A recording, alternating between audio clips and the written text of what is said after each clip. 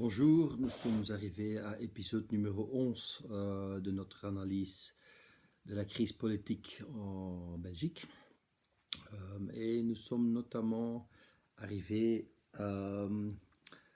au résultat des élections du 26 mai 2019. Dans l'épisode précédent, on a vu que on avait eu une campagne sur le climat, donc pendant 5 mois.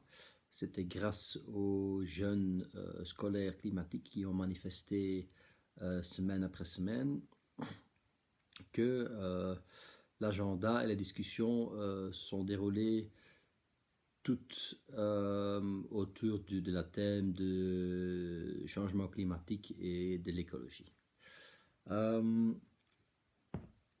On pourrait donc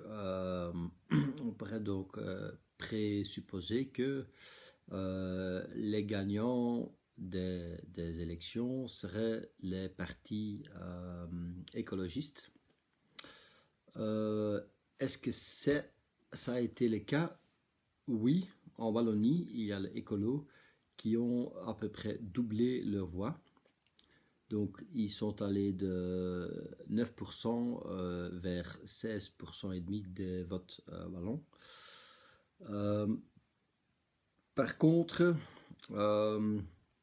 Groen en Flandre n'a seulement gagné 1 point%.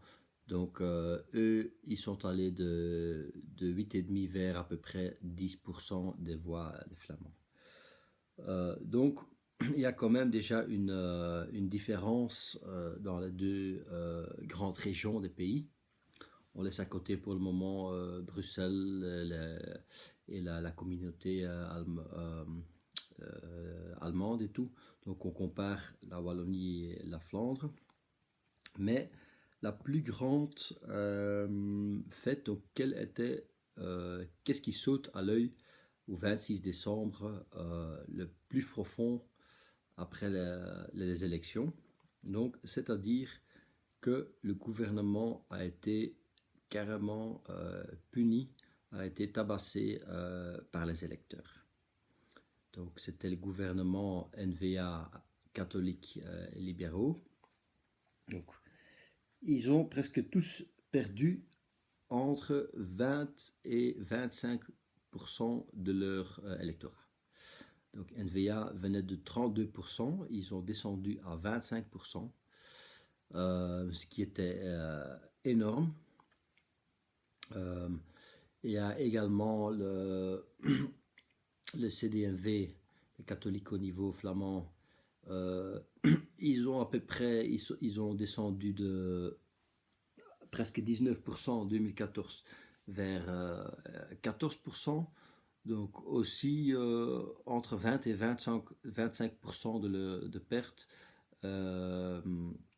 Le OpenVLD a descendu un peu moins, mais également entre 15, à peu près 15% de leur électorat et tout.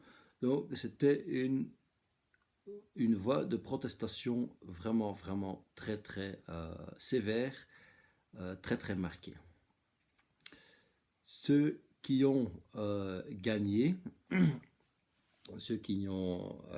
des élections, donc il y a d'abord Écolo en Wallonie, mais il y a surtout le PVDA-PTB qui ont doublé, voire triplé en Flandre leur vote, et il y a le grand gagnant en Flandre, c'était le Vlaams Belang. Il venait de à peine 5% des votes flamands en 2014, entre 5 et 6%, et ils ont triplé ou plus que triplé leur vote. Entre 18 et 19%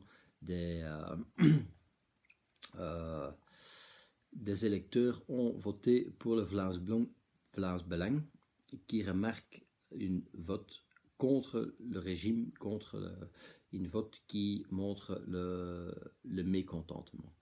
Qu'est-ce que ça veut dire? Ça, quelle conclusion est-ce qu'on peut en tirer? Ça, on va expliquer dans une vidéo suivante.